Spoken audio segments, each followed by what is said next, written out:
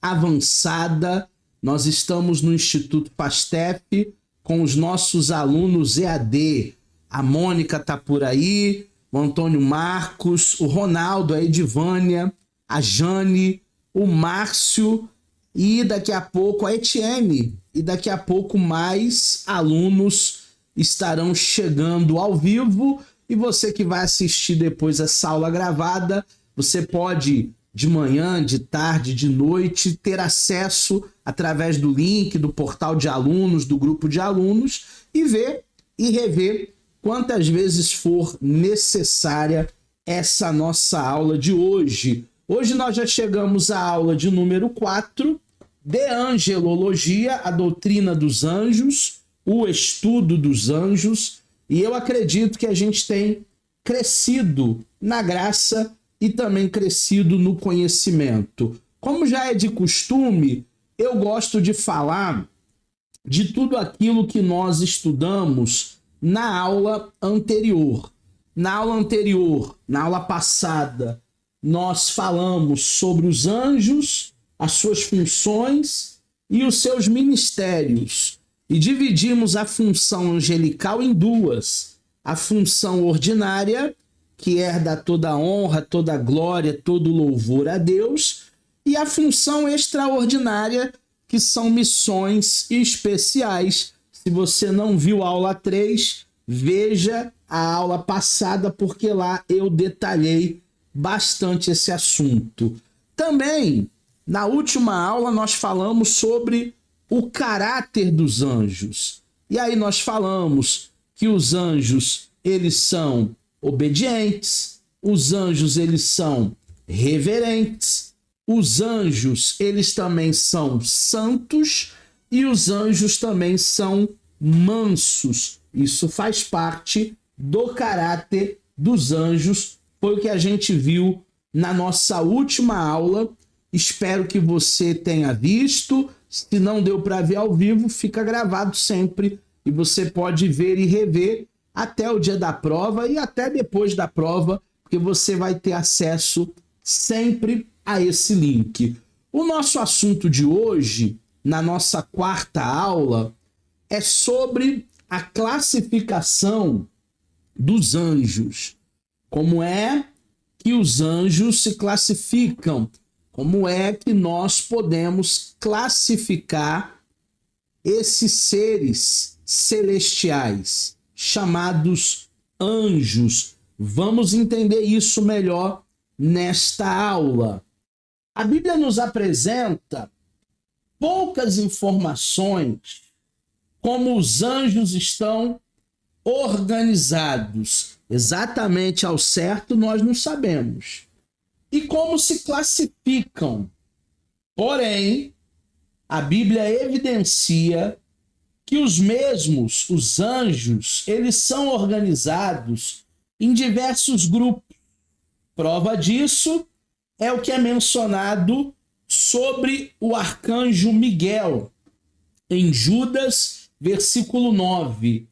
O arcanjo Miguel, ou Miguel como arcanjo, ou seja, ele é um chefe dos anjos. Ele é um anjo maior. Ele é um anjo com uma patente mais alta, né? Se fosse nas Forças Armadas, ele seria um almirante, ele seria um comandante. O Miguel, ele é um anjo maior. Ele é o chefe dos anjos. E hoje nós vamos ver esses grupos angelicais para que a gente possa entender melhor essa classificação dos anjos. De acordo com Charles Kendall Reed, a Bíblia fala da assembleia, ou seja, um concílio de anjos, no Salmos 89, verso 5 e verso 7. Da organização deles para a batalha, em Apocalipse 12, 9. E de um rei sobre os demônios gafanhotos, Apocalipse 9, 11. A eles também são dadas classificações governamentais que indicam a organização em fileiras ou enfileiras. Efésios 3:10. Anjos bons e anjos maus. Efésios 6. Inquestionavelmente, Deus organizou os anjos eleitos e Satanás organizou os anjos maus. Então essa é a primeira grande classificação que a gente precisa fazer. Anjos bons e anjos maus. Anjos que estão com Deus, que formam 2/3 daqueles que foram criados, e anjos decaídos, anjos maus, anjos que se desviaram da verdade. Esses anjos decaídos, esses anjos maus, é 1/3 do céu.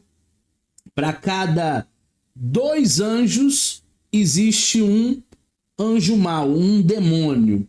2/3 ficaram com Deus e 1/3 se bandearam, digamos assim, para o domínio, para o grupo de Satanás. Então, a primeira classificação é essa: os anjos bons, que estão com Deus, e também os anjos maus, que são ali organizados por Satanás. Encontramos no texto sagrado informações que demonstram uma classificação dos anjos. O texto de Colossenses, no capítulo de número 1, no versículo de número 16, ele diz: porque nele foram criadas todas as coisas que há nos céus, que há na terra, coisas visíveis, coisas invisíveis, sejam tronos, está falando de anjo, sejam dominações, está falando de anjos, sejam principados, também está falando de anjos, sejam potestades, também está na classificação de anjos. Tudo foi criado por ele e para ele. Ele quem? Jesus, o nosso Senhor, o nosso Salvador. Então, em Colossenses 1,16, nós já temos aqui uma visão de que todas as coisas foram criadas por Jesus e para Jesus. Os anjos estão incluídos dentro da sua hierarquia, dentro da sua classificação. Os anjos estão incluídos dessa maneira. E nós temos um outro texto que está lá em Efésios, no capítulo 1, no versículo 21, e é um texto também muito interessante. Acima de todo o principado e poder e potestade e domínio e de todo nome que nomeia, não só nesse século, mas também no século vindouro. O nome de Jesus, ele é um nome que está acima de todo nome. É por isso que a gente não tem que fazer nenhum tipo de oração para anjo. É por isso que nós não podemos idolatrar, reverenciar, adorar nenhuma das classes, nenhum dos grupos angelicais. Porque o nome que está sobre todo nome é o nome de Jesus. E é esse nome que merece a honra, que merece a glória, que merece a adoração. É esse nome que merece o nosso louvor. Do ponto de vista clássico, os seres angelicais são assim. São classificados como anjo do Senhor, como arcanjo Miguel, como anjo Gabriel, como querubins, como serafins, como anjos eleitos e também como anjo das nações. Então nós temos essa classificação angelical. Essa classificação começa com o anjo do Senhor, depois nós temos o Miguel, que é um arcanjo, depois nós temos o Gabriel, os querubins, que são muitos, os serafins, que são muitos, os anjos eleitos e os anjos das nações. Tudo isso nós vamos ver na aula de hoje. Todas essas classificações, uma por uma, com os seus respectivos textos bíblicos para embasar essa classificação, é o que nós veremos hoje. Vamos começar pelo Miguel. O Miguel, ele é um arcanjo. Literalmente, a expressão arcanjo, ela significa o anjo principal. O prefixo grego arque, ele deriva-se de arché, e se refere-se a começo, a princípio. Na língua portuguesa, é aquilo que está na frente, é aquilo que é superior, é aquilo que nós damos maior importância, é aquilo que governa. Quem é o nosso arqui-inimigo? O nosso inimigo é o nosso inimigo superior. É o nosso inimigo que governa, o Deus desse século. O arqui-inimigo é o maior de todos os inimigos. Por isso que a palavra arque, né, que é a raiz de arcanjo, denota isso. Tem o significado principal ou mais importante, sugerindo assim que Miguel é um anjo-chefe, que Miguel é um anjo principal, ou que Miguel seja um anjo poderoso. Então é muito provável que Miguel, como arcanjo, ele está numa patente mais elevada. Ele chefia um determinado grupo aí de anjos. Não sabemos quantos, a Bíblia não fala quantos anjos são liderados pelo arcanjo Miguel, mas provavelmente existem muitos anjos que tenham uma patente um pouco mais baixa do que esse anjo-chefe, esse anjo poderoso, esse anjo principal. Significa também um anjo de ordem superior, o primeiro dentre os anjos. Nós temos o texto de Daniel, no capítulo 10, nos versículos 13 e 21, que fala assim: mas o príncipe do reino da Pérsia, que é um demônio, é uma batalha espiritual, se pôs de frente de mim 21 dias. E eis que Miguel, um dos primeiros príncipes, um dos primeiros anjos, veio para me ajudar.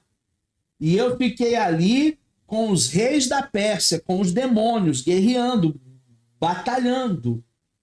Mas eu te declarei o que está escrito na escritura da verdade. E ninguém há que se esforce comigo contra aqueles, a não ser Miguel, o vosso príncipe. Então, nessa batalha espiritual de 21 dias de Daniel capítulo 10, os anjos não estavam dando conta. Foi preciso chamar reforços. E quem é que veio para reforçar o time? O anjo principal, o primeiro dos príncipes, o primeiro dos anjos, o arcanjo Miguel. Foi Miguel quem trouxe ali um momento de equilíbrio na batalha e de superioridade porque então a batalha ela foi vencida naquele momento. O príncipe da Pérsia e os demônios da Pérsia, os reis da Pérsia, não conseguiram subsistir diante de Miguel e os demais anjos. A Bíblia Sagrada, ela cita apenas duas expressões sobre arcanjo.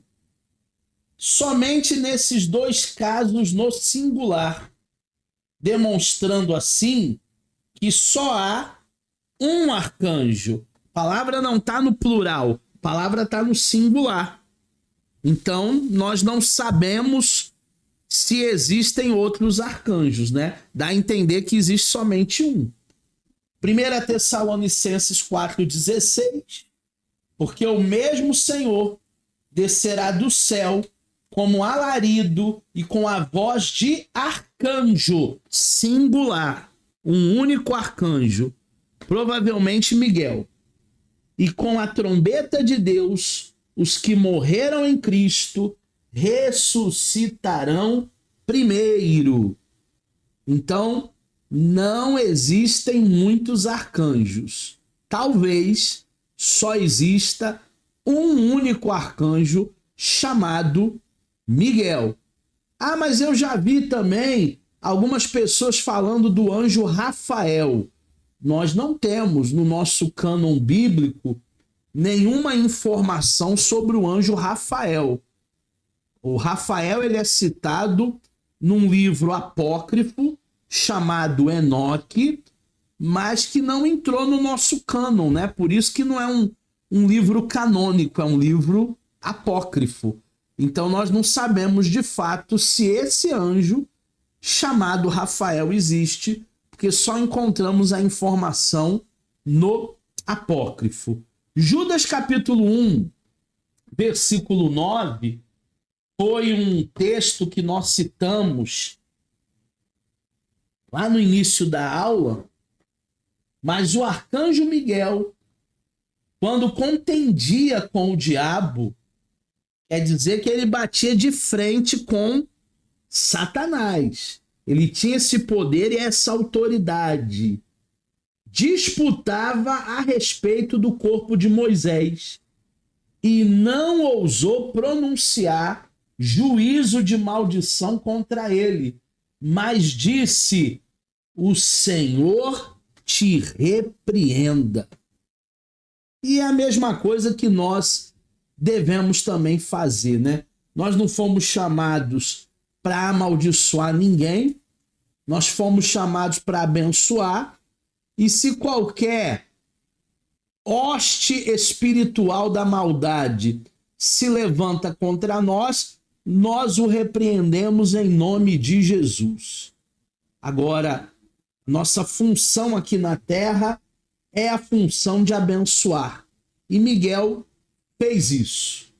No livro de Tobias, que também é um livro apócrifo, como eu citei há pouco, o livro de Enoque, aparece o arcanjo Rafael, contrariando dessa forma o significado da expressão arcanjo no singular.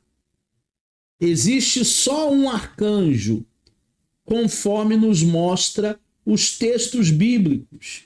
No livro de Ezequiel, no capítulo 28, vemos Lúcifer, que era anteriormente um arcanjo, porque Lúcifer era cabeça de todos os anjos. Miguel significa o que é semelhante a Deus. E o seu nome aparece 4 vezes nas Escrituras. Então, a gente não sabe ao certo quantos arcanjos existiram. Lúcifer foi um, Miguel é o outro, mas a expressão em Ezequiel aparece no singular, arcanjo. Ah, mas e o Rafael lá de Tobias, lá de Enoque? Nós não podemos considerar porque não é um livro canônico. Sendo um livro apócrifo, fica difícil. Vamos ver os 4 textos que aparece o arcanjo Miguel. Primeiro, Daniel capítulo 10, versículo de número 13. Mas o príncipe do reino da Pérsia se pôs defronte de mim 21 dias. E eis que Miguel, um dos primeiros príncipes, veio para me ajudar-me. E eu fiquei ali com os reis da Pérsia. Nessa batalha espiritual, então nós temos Miguel chegando ali com reforço, chegando ali para reforçar o time. Temos ainda Daniel 12:1, e naquele tempo se levantará Miguel, o grande príncipe, que se levanta pelos filhos do seu povo, e haverá um tempo de angústia, a qual nunca houve, desde que houve nação até aquele tempo. Mas naquele tempo livrar-se-á o teu povo, todo aquele que se achar escrito no livro. Que livro é esse? O livro da vida. Aqueles que o nome estiverem registrados no livro da vida terão salvação. Se o meu nome não estiver lá, então significa que eu perdi a minha salvação. Então, o mais importante não é ter o nome escrito numa carteirinha de membro ou num rol de dizimistas. O mais importante é ter o seu nome no livro da vida. Temos ainda Judas, versículo 9. Mas o arcanjo Miguel, quando contendia com o diabo, disputava a respeito do corpo de Moisés e não ousou pronunciar juízo de maldição contra ele, mas disse: o Senhor te repreenda. Nós já lemos esse texto hoje e eu estou fazendo a releitura para você ver que é o terceiro texto que aparece o arcanjo Miguel, o anjo principal, o anjo maioral. E por último, o quarto é Apocalipse 12:7. E houve batalha no céu. Miguel e os seus anjos batalhavam contra o dragão. Batalhavam o dragão e os seus anjos. E você vê que Miguel está empenhado na batalha, porque ele foi, como Davi disse contra Golias: eu vou em nome do Senhor dos Exércitos. Você vem a mim com espada, com lança, mas eu vou contra ti em nome do Senhor dos Exércitos. Fechando aqui o nosso primeiro arcanjo, o único arcanjo, Miguel, ele possui um ministério relacionado com o povo de Israel, na qualidade de guerreiro. Por isso que você vê o arcanjo Miguel sempre em batalhas espirituais, porque ele é um guerreiro. E com a ressurreição dos mortos, em Daniel 12:1, 19 e 21, ele protege, em especial, o povo de Deus. Essa questão do Israel de Deus nos dias atuais, o Israel de Deus hoje somos nós, a igreja. Então entenda que o povo de Deus, povo da promessa, hoje não é mais apenas o judeu. Somos nós que somos a igreja do Senhor. O segundo anjo, nessa classificação que a gente está fazendo na aula de número 4, é o anjo Gabriel. O anjo Gabriel aparece no nosso cânon bíblico. Apesar de sua importância, ele não é descrito como um arcanjo. Só quem é descrito como arcanjo é Miguel. Gabriel não. Em hebraico, Gabriel significa herói de Deus, ou ainda homem de Deus, ou também Deus é grande. A ele são confiadas as mensagens de mais elevada importância com relação ao reino de Deus. Por isso, deve ser entendido como um porta-voz de Deus. Por 4 vezes, Gabriel é mencionado na Bíblia Sagrada. Então, quem é Gabriel? Gabriel é um herói de Deus, é um homem de Deus. Gabriel, ele é um arauto, ele é um porta-voz de Deus. Quando falamos em ser porta-voz de Deus, falamos em levar a mensagem que Deus ele quer transmitir, a mensagem da salvação ou algo futuro que vai acontecer. Daniel 8,6 fala de Gabriel, trazendo boas novas a Daniel. Ouvi uma grande voz de homem nas margens do Ulai, a qual gritou e disse: Gabriel, dá a entender essa visão. Então ele precisava interpretar uma visão e ele, às margens do rio Ulai, gritou para que Gabriel o ajudasse ali a interpretar, a desvendar aquele mistério. Temos também o capítulo 9, o versículo 21. Incumbido de revelar 7 semanas e dar entendimento do significado. Estando eu, digo ainda falando na oração, o varão Gabriel, o anjo Gabriel, que eu tinha visto na minha visão lá no princípio, veio voando rapidamente e tocou-me a hora do sacrifício da tarde, mais ou menos 3 horas da tarde.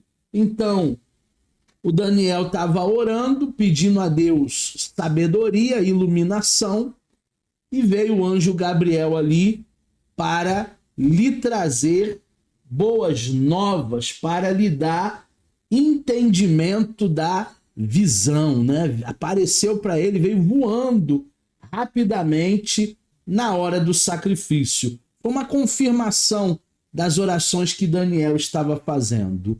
Lucas capítulo 1, nos versículos 11 e 19, Gabriel também aparece anunciando o nascimento de João Batista a Zacarias. João Batista foi aquele profeta antecessor a Jesus. Ele veio preparar o caminho para o nosso Salvador.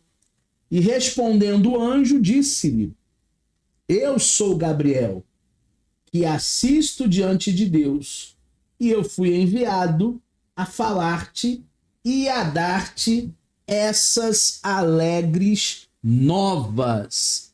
Qual era a boa nova ali? Que Isabel seria mãe e que o filho dela, João Batista, seria um profeta de nações, um profeta de arrependimento.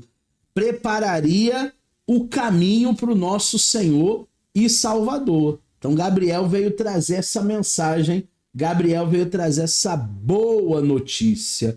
Nós temos ainda Lucas capítulo 1, do 26 ao 33. Eu não vou ler o texto todo, a perícope, mas você pode ler a perícope depois da aula, anunciando o nascimento de Jesus a Maria.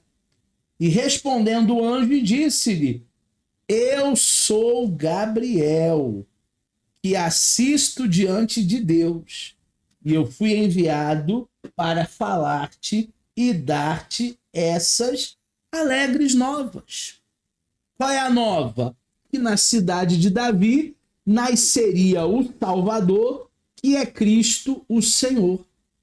E Maria foi uma das mulheres mais privilegiadas dessa terra, dar à luz ao nosso Salvador.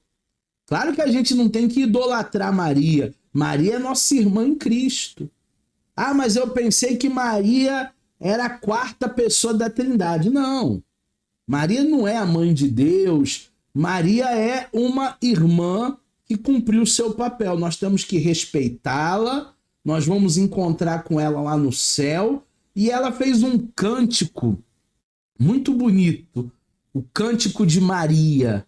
Minha alma engrandece ao Senhor, o meu espírito se alegra em Deus, o meu Salvador. Mas quem trouxe essa notícia foi o anjo chamado Gabriel, que não é um arcanjo como Miguel, mas também é um anjo que é um porta-voz de Deus. Deu para entender? Alguma dúvida, Etienne, Jane, Edivânia, que está dirigindo aí, Priscila, que chegou agora, Mônica, Antônio Marcos, Márcio, Ronaldo, nenhuma dúvida? Então vamos para o terceira classificação dos grupos angelicais. São os querubins. A Mônica está dizendo não, nenhuma dúvida.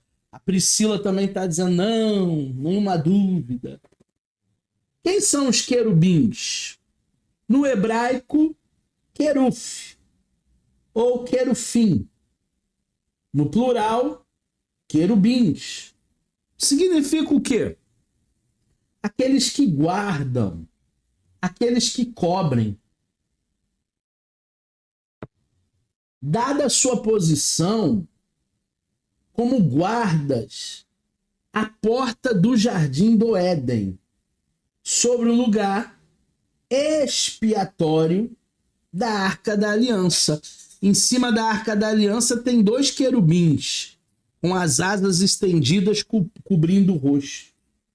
Êxodo 25, do 17 ao 20. E em Apocalipse 4, do 6 ao 8, como também em Ezequiel, capítulo 1. Eles aparecem, os querubins, como criaturas viventes.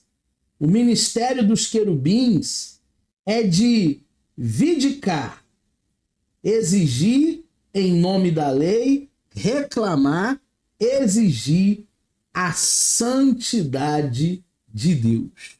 Então os querubins, eles são os guardas do trono do Senhor. São aqueles que estão em volta do trono, guardando, reivindicando santidade ao Senhor. Vamos ler o texto de Ezequiel, que ele é muito interessante.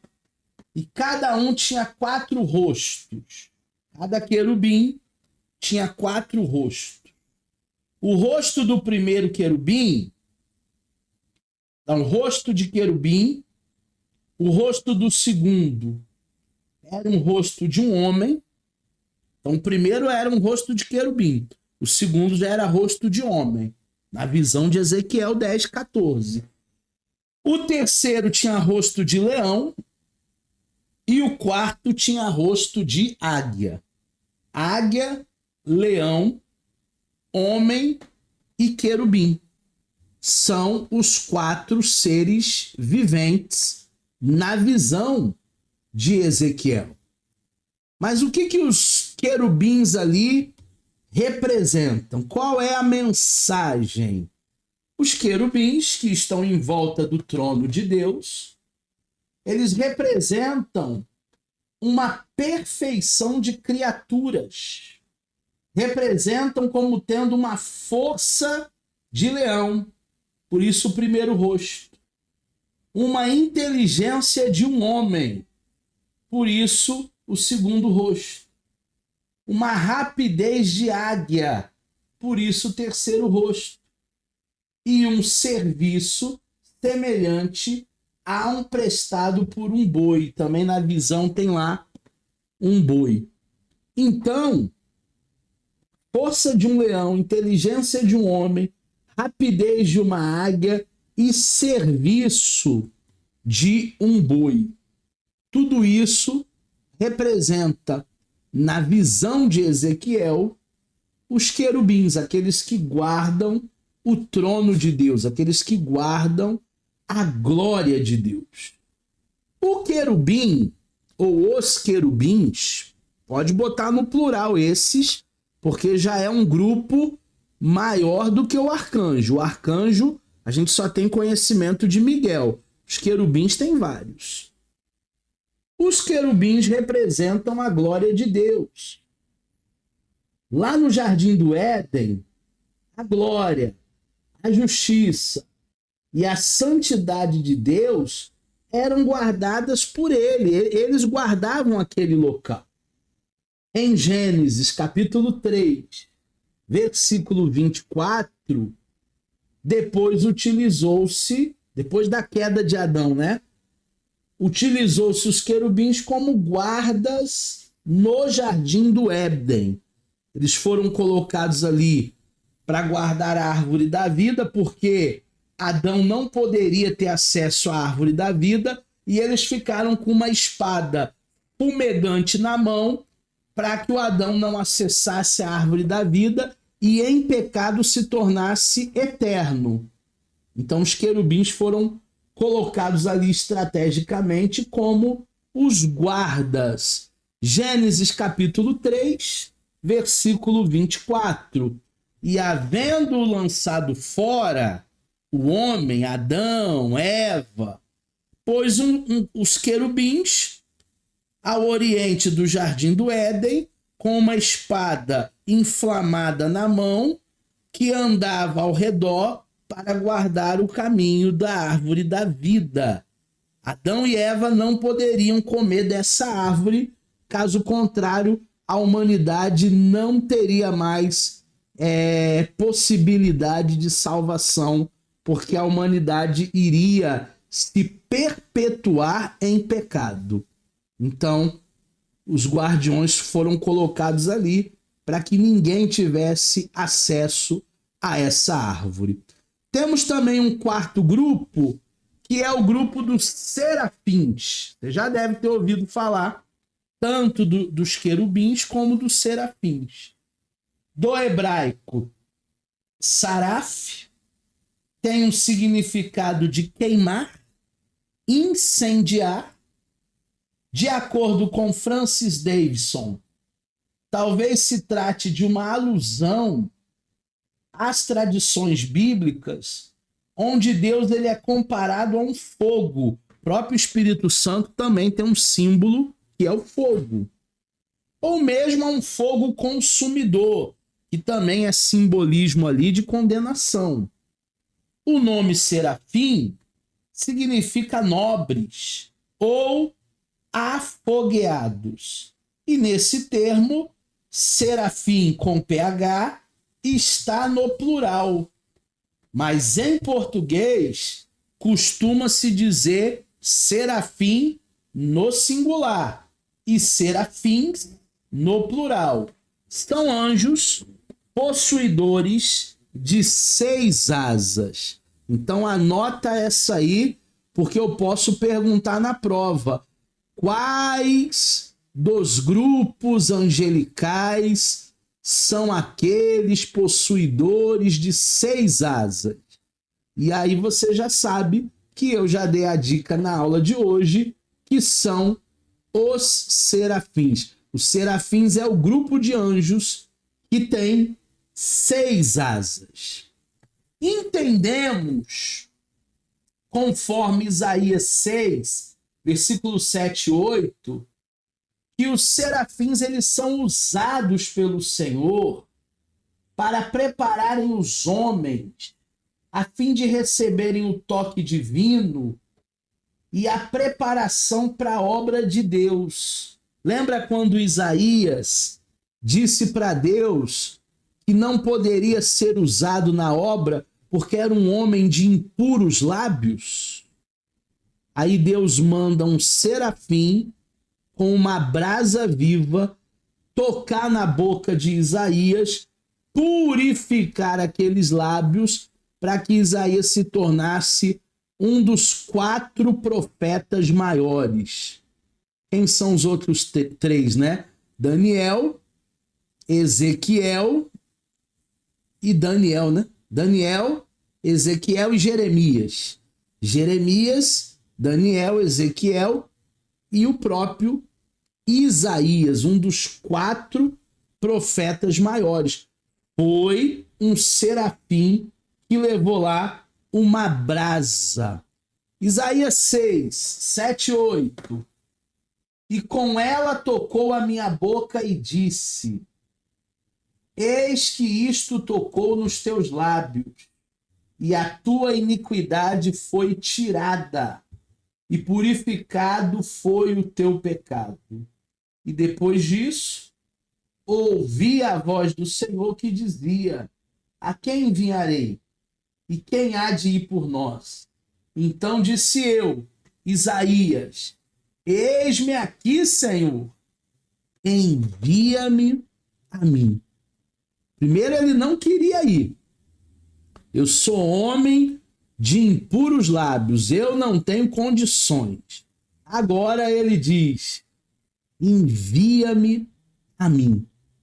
Porque ele teve uma experiência sobrenatural com um serafim que lhe tocou e ele foi purificado da sua iniquidade. Mais um grupo de anjos que nós estamos estudando aqui na sua classificação são os anjos eleitos. São provavelmente aqueles que permaneceram fiéis a Deus durante a rebelião de Satanás, de Lúcifer. Conforme 1 Timóteo, capítulo 5, versículo 21, conjuro-te diante de Deus e do Senhor Jesus Cristo e dos anjos eleitos, olha eles aí, que sem prevenção guardes essas coisas, nada fazendo por parcialidade. Então, quem são os anjos eleitos? Provavelmente aqueles que continuaram ao lado de Deus nessa grande batalha, nesse grande golpe de Satanás e seus demônios, seus anjos que se rebelaram. Esses anjos eleitos continuaram fiéis, continuaram com Deus. Porque se você cair na mão do homem, Deus te livra. Se você cair até na mão do diabo, cair até na mão de Satanás, Deus te livra. Mas se cairmos na mão de Deus, quem nos livrará? Então esses anjos aí estão condenados, estão perdidos, irão para o Seol, irão para o lugar de tormento, Satanás e seus demônios. Outro grupo que nós temos são os anjos das nações. Eles combatem no plano espiritual os demônios perturbadores das nações. Cada nação tem seu anjo protetor. Ah, professor, a Rússia tem? Tem. Tem um anjo que protege a Rússia. O Japão tem? Tem.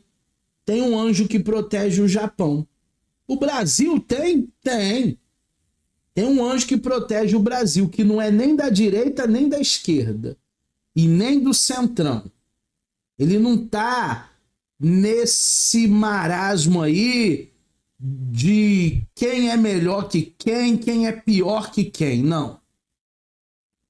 Existe um anjo para cada geografia. Existe um anjo para cada nação. O Brasil tem o seu anjo protetor, o qual se interessa pelo bem-estar da nação, conforme descreve Daniel, capítulo 10, versículo 13 e versículo 20. Vamos ver Daniel, então? Mas o príncipe do reino da Pérsia era o anjo da nação da Pérsia. Pôs-se de frente de mim 21 dias. Era um espírito maligno, um demônio que estava guerreando. E Miguel, o arcanjo, que nós já vimos hoje nessa aula, veio para me ajudar-me, e eu fiquei ali com os reis da Pérsia. E disse: sabes por que eu vim a ti? E eu tornarei a pelejar contra o príncipe das Pérsia, sabendo eu que virá o príncipe da Grécia, outro anjo. Então, existem anjos protetores aí para cada uma das nações. E todas as guerras que a gente vê no mundo, Israel, Hamas, Ucrânia, Rússia, não é só uma batalha física, não é só bombardeios. Existe também uma batalha espiritual. Anjos e demônios estão guerreando ali. Há uma batalha espiritual. Ainda esse ano, eu quero marcar com vocês uma masterclass presencial lá em Nova Iguaçu. A Priscila sabe que a Priscila já foi lá na masterclass. A Edivânia também foi lá do Anticristo. A gente quer marcar uma masterclass agora até o final do ano sobre batalha espiritual, onde eu vou poder focar muito mais em anjos e demônios. Então, se você quiser participar dessa masterclass, geralmente cai um sábado, o dia todo. A gente vai ficar o dia todo lá de manhã à tarde estudando sobre batalha espiritual. Se você se interessar, depois você fala comigo no privado, no grupo de alunos. Eu quero participar dessa batalha espiritual aí, dessa masterclass, para a gente entender melhor anjo das nações, batalhas espirituais, guerras físicas, o próprio Armagedon que a Bíblia diz. Então a gente vai separar um dia, e se a Priscila quiser ir, a Edivânia, o Ronaldo, a Mônica, o Marcos, a Jane, a Etienne, o Márcio, nós estaremos lá. É até bom que a turma se conhece, né, presencialmente. Alguns aqui eu só conheço virtualmente. Então é bom que a turma também se conhece e a gente tem aquela troca. Vamos ver se a gente consegue marcar para os próximos meses aí, antes do final do ano. A Priscila tá dizendo, partiu. A gente marca antes do final do ano para a gente fazer essa masterclass de batalha espiritual com material didático, com certificado. Vai ser muito legal. Igual foi sobre a plataforma do Anticristo. Foi muito legal. Vamos falar de outro grupo que são os tronos. No grego, tronoi. Literalmente, tronos. Indica qualquer espécie de trono físico ou também um trono simbólico. Qualquer forma de reino, de governo. O apóstolo Paulo diz em Efésios 1:21 sobre poderes, sobre domínios, sobre potestades e sobre principados. Há também, de acordo com R.N. Champlin, uma aproximação da expressão tronos a elevados espíritos que ocupam tronos que circundam o trono de Deus. Então, dentro dessa hierarquia, dentro dessa classificação angelical, nós temos uma classe ali que está destinada, que está ali empenhada no trono de Deus, tá bom? E tem a ver com governos também. Efésios 1:21, acima de todo principado e poder e potestade e domínio e de todo nome que se nomeia, não só nesse século, mas também no século vindouro. É a base bíblica para nós quando falamos de governo, quando falamos de tronos. Temos ainda dominações e soberanias, que também é uma classificação angelical. Do grego, kurios, tem o significado de senhorios e de domínios e possui grande poder sobre vastas esferas sobre as quais governam. Gente, eu nunca fui em Brasília. Talvez alguns de vocês aí já foram em Brasília. Amigos meus, pastores que foram, disseram para mim que encontraram uma resistência espiritual muito grande na capital administrativa do país. Encontraram uma regência maligna, amigos meus que foram, eu nunca fui, por isso eu não tenho essa experiência, mas amigos meus, pastores, disseram que sentiram uma carga muito pesada. São dominações, são soberanias, são anjos e demônios guerreando. Ali existe concentração de poder. E uma vez eu ouvi uma frase do apóstolo Joel Pereira que eu nunca mais esqueci. Aonde há concentração de poder, há concentração de demônio. Guarda isso, hein? Eu aprendi com Joel.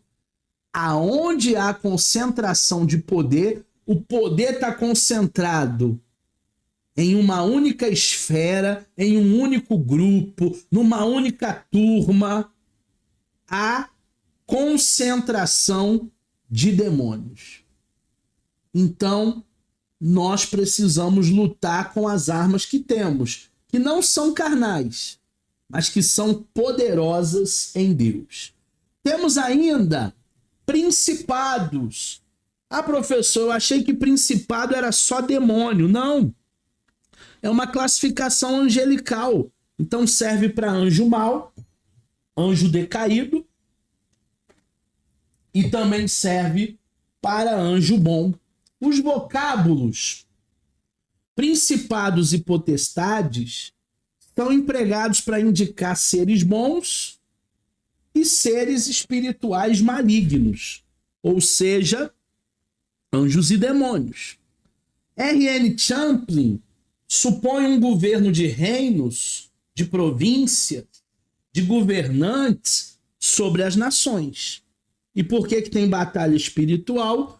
Porque ao mesmo tempo que existem anjos ali, guerreando para que as coisas funcionem, também tem demônios querendo atrapalhar o plano de Deus.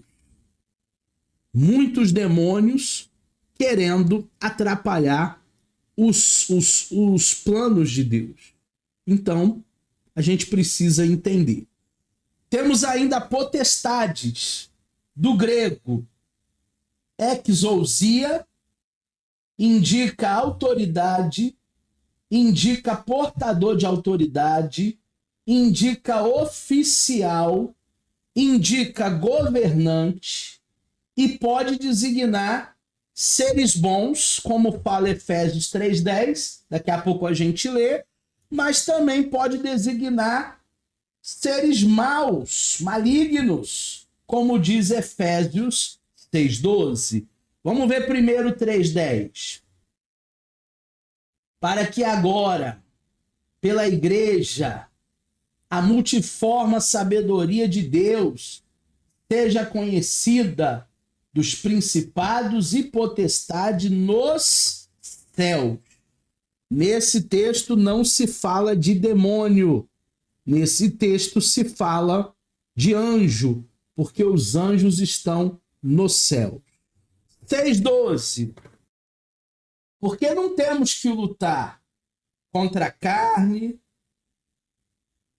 contra o sangue, mas sim contra os principados, olha eles aí, contra as potestades, olha elas aí, contra os príncipes das trevas desse século, contra hostes espirituais da maldade. Aonde? Nos lugares espirituais, nos lugares celestiais, nos lugares da oração. Nossa luta não é física, nossa luta é espiritual. E aqui no 6:12, diferente do 3:10, não está falando de anjo, está falando de demônios, anjos decaídos. Então estejamos atentos, turma, para os principados, para a potestade. Tem mais um texto que tem aí no material didático de vocês, que é Colossenses, capítulo de número 2, versículo 15. E despojando os principados, despojando as potestades, os expôs publicamente e deles triunfou em si mesmo. Toda vez que eu leio esse texto, despojando os principados, as potestades, eu tenho uma cena que surge na minha mente. Nos 3 dias que Jesus estava morto, ele indo ao inferno e ele despojando, humilhando publicamente esses demônios chamados potestades e principados. Mas a imagem que eu tenho é como se Jesus fosse um homem das cavernas, que pega o demônio assim pelo cabelo e sai arrastando o demônio, dizendo: vocês acham que as ânsias da morte iriam me segurar mesmo aqui? Eu ressuscitei. Eu vou para o meu Pai. Eu vejo uma grande humilhação. Eu vejo todos os demônios querendo cantar vitória antes do tempo e Jesus os despojando, principados e potestades. Essa é a cena que surge aqui na minha mente. Temos ainda o anjo do Senhor. Teofania é uma palavra de origem grega, teofânia, que é a junção da expressão theos, que é Deus, significa Deus, e phanei, significa aparecer. É a manifestação de Deus em algum lugar. É a manifestação de Deus em alguma coisa. É a manifestação de Deus em alguma pessoa. Então vamos entender. Para muita gente, inclusive para mim, o anjo do Senhor no Antigo Testamento é Jesus. Ah, mas ele nem tinha nascido, mas ele sempre existiu. Ele não veio a existir a partir de Maria.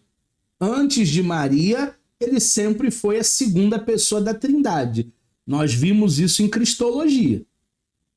Ele sempre existiu.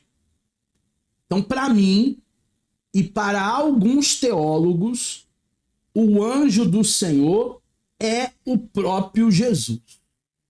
Mas existe uma outra série de colegas, teólogos, estudiosos, que não vê o anjo do Senhor como uma teofania.